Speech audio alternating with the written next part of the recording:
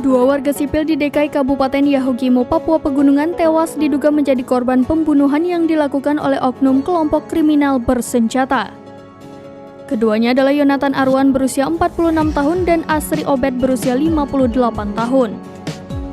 Jenazah kedua korban dievakuasi ke Jayapura, Papua dan tiba di Bandara Sentani, Kabupaten Jayapura pada Senin 1 Mei 2023.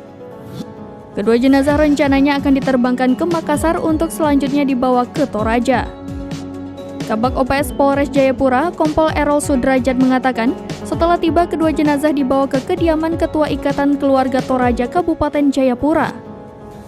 Sebelumnya, Asri Obed berusia 54 tahun dan Yonatan Arwan berusia 45 tahun ditemukan tewas di Jalan Statistik DKI Kabupaten Yahukimo, Papua Pegunungan pada Minggu 30 April 2023.